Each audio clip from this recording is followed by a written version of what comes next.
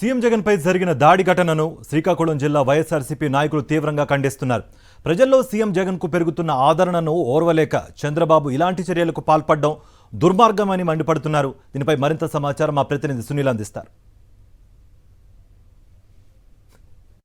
CM Jaganmohan రెడ్డిపై జరిగిన రాళ్ల దాడిని శ్రీకాకుళంలోని వైఎస్ఆర్సీపీ నాయకులు యువత తీవ్రంగా ఖండిస్తున్నారు. ఇదే అంశానికి సంబంధించి మనతో పాటు మాట్లాడడానికి శ్రీకాకుళంలోని వైఎస్ఆర్సీపీ నాయకులు యువత ఉన్నారు. చెప్పండి సార్, సీఎం జగన్మోహన్ రెడ్డిపై జరిగిన దాడిని మీరు ఎలా చూస్తారు? మార్చి 27న ఆయన ప్రారంభించినటువంటి మేమంతా సిద్ధం బస్సు యాత్ర సంబంధించి ప్రజల్లో అపూర్వమైన స్పందన వచ్చింది. ప్రజలు స్వాగతం పలకడం, ముఖ్యమంత్రి జగన్మోహన్ రెడ్డి గారిని వారితో మాట్లాడడానికి ప్రయత్నం చేయడం, వారి ఉత్సాహం చూసి ఈరోజు వైఎస్ఆర్ ప్రభుత్వం వస్తుందనే ఒక ప్రజలు ఎప్పుడైతే ఒక రకమైనటువంటి ఫీల్ వచ్చిందో తట్టుకోలేక కడుపు మంటతో ప్రజాస్వామ్యానికి మచ్చ తెచ్చే విధంగా ఈరోజు చేసే పని, ప్రతిపక్షాలు చేసే పని చాలా క్రూరత్వమైన మనిషి పని అది. ఈ పని యావత్ భారతదేశంలో అందరూ ఖండిస్తున్నారు. ప్రధానమంత్రి నరేంద్ర మోడీ గారు కూడా నిన్న ఈ సంఘటన ఖండించారు. ఈరోజు జగన్మోహన్ రెడ్డి గారు తొనక్కంట బెనక్కంట ఒక శతభిజ్ఞుడిగా, ఒక దార్శనికుడిగా ఈరోజు ఆయన చేస్తున్న విధానం చాలా స్ఫూర్తి తీసుకొని వెంటనే అతను యాత్ర వాళ్ళు కంటిన్యూ చేసి హాస్పిటల్కి వెళ్ళే విధానమే గొప్పదనం చేస్తూ జగన్మోహన్ రెడ్డి గారికి వారు ఇప్పుడు అంటారు, ప్రజలు భగవంతుల ఆశీర్వాదం నాకు ఉంది. జగన్మోహన్ రెడ్డి గారు పొలిటికల్ హీరో. చంద్రబాబు నాయుడు గారు కుట్రలు, కుతంత్రాలు వీటితోనే, మేనేజ్మెంట్తోనే రాజకీయం చేస్తాడు కానీ ప్రజలతో చేయడు. జగన్మోహన్ రెడ్డి గారు ప్రజల నీరాజనాలతో జగన్మోహన్ రెడ్డి గారు రాజకీయాలు చేస్తున్నారు.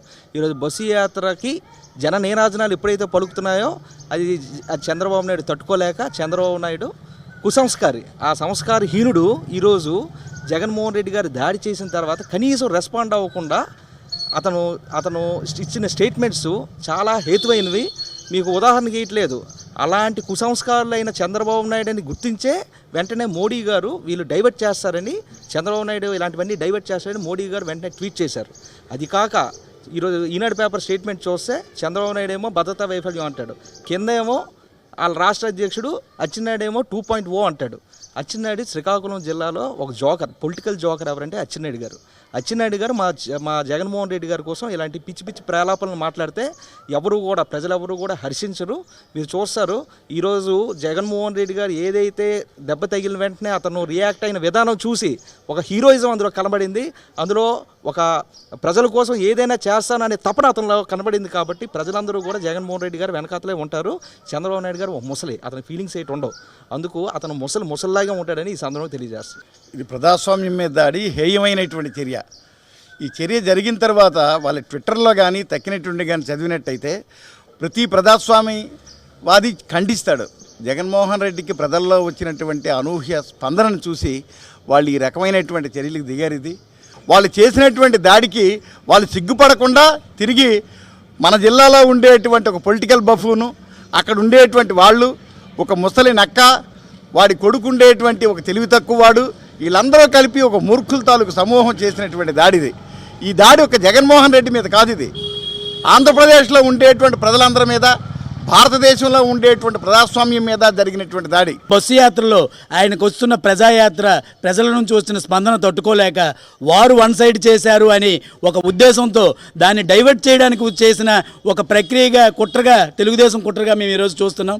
దీనికి జనాలు బాధడానికి, తిరిగి బాధించుకోవడానికి చంద్రబాబు రెడీగా ఉన్నారు. ఆయన పెట్టిన బాధుడు ఆయనకే ఎఫెక్ట్ అవుతుంది. మన 4వ తారీఖున ముఖ్యమంత్రిగా ఆయన ప్రమాణ చేసిన తర్వాత ఈ రాష్ట్రంలో టీడీపీ అనేది కనుమరుగైపోవడానికి ఈ చర్య కూడా ఒక కారణం. వాళ్ళ వైఫల్యాలు ఇది ఒక వైఫల్యంగా మేము చెప్తున్నామండి. ఇది కేవలం జగన్మోహన్ రెడ్డిపై దాడి కాకుండా ప్రజాస్వామ్యంపై ఇది దాడి అని, దాంతోపాటు చంద్రబాబు నాయుడు ఇలాంటి దుర్మార్గమైన చర్యలు మానుకోవాలని ఇక్కడ వారు అంటున్నారు. కెమెరామెన్ రాజుతో సునీల్, సాక్షి టీవీ, శ్రీకాకుళం.